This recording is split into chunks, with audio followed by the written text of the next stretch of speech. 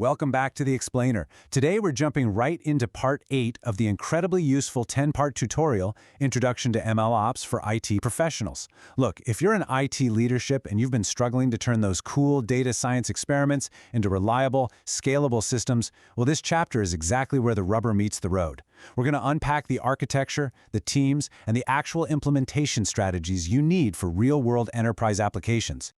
Now, this whole tutorial comes to us from Virtualization Options LLC, which is a fantastic Colorado-based technology research, education, and advisory organization. It's a goldmine of a resource, specifically designed to help IT leaders scale their machine learning initiatives without all those usual deployment nightmares we hear about. They've really distilled the complex world of MLOps into clear, actionable insights. Here's our quick roadmap for Chapter 8 today. We'll cover the machine learning crisis, defining MLOps, organizing your team, CI/CD and continuous training, the 4 layers of monitoring, and finally, building your strategy. All right, let's kick things off with Section 1, the machine learning crisis. Get a load of this number. 87%. 87% of machine learning models never actually reach production. I mean, think about the immense resources, the top-tier talent, and the sheer time poured into those models.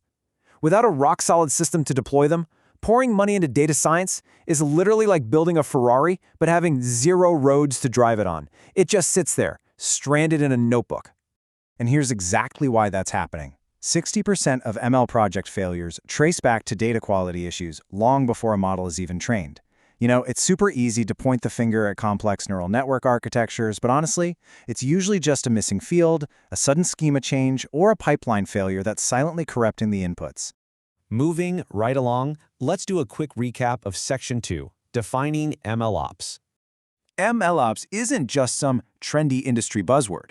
It is the absolute critical discipline of closing that massive gap between isolated data science experiments and reliable, at-scale production.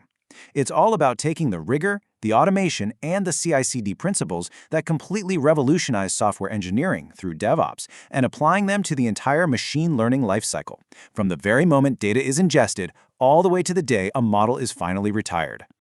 But okay, here's the crucial difference you have to understand. Traditional DevOps, that just manages code. MLOps, on the other hand, adds this whole new 3-dimensional complexity. You are now required to version, test, and deploy code, data, and models all together. Because think about it. If you only version your model code, but you lose track of the training data it learned from, reproducing that model later on becomes completely impossible. So, how do we handle that extra complexity? That brings us to Section 3, organizing the MLOps team. Take a look at how cleanly these responsibilities need to be separated. Your data scientists, they live in the world of exploration and evaluation metrics. But your ML engineer, they bring the production rigor, packaging up that model and handling the serving infrastructure. And then finally, the MLOps engineer handles the underlying platform and orchestration layer. A super common and dangerous pitfall for IT leaders is skipping that middle ML engineer role and forcing data scientists to run production systems. I'm telling you, that is a direct recipe for fragile, undocumented disasters. Let's move into the process side of things with Section 4, CI/CD and continuous training. You know that traditional software relies heavily on continuous integration to test code and continuous delivery to deploy it, right?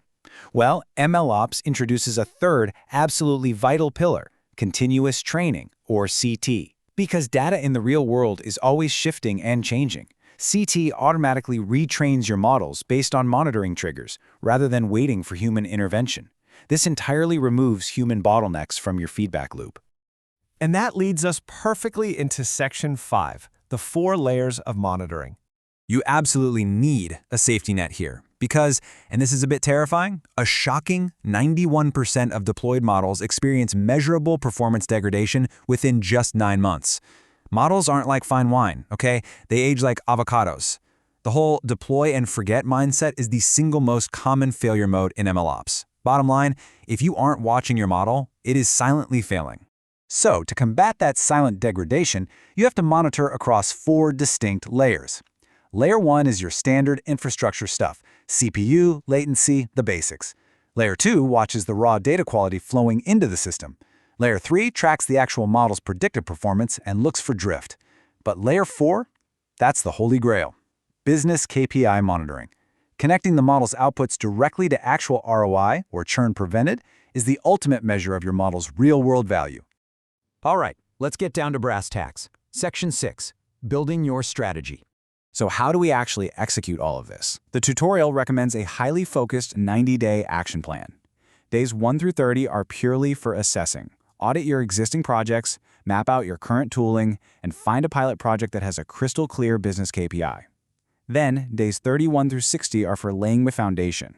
That means picking your experiment tracking tools and establishing a formal model registry with strict workflows.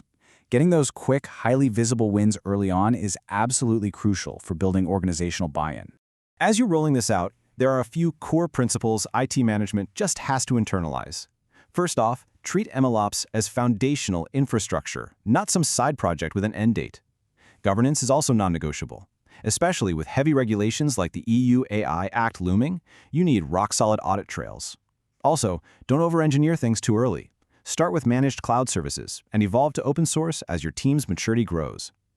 And finally, always connect every model to a measurable business impact. Because at the end of the day, MLOps isn't fundamentally about the shiny new tools, it's about organizational discipline. As we wrap up part 8 of this tutorial, you really have to ask yourself one critical question. Is your organization building the permanent infrastructure required to turn machine learning into reliable, business-valuable systems at scale? Or are you just funding highly expensive experiments? I think it's time we all choose the path of reliability. Thanks for joining us for this explainer, and we'll see you in the next one.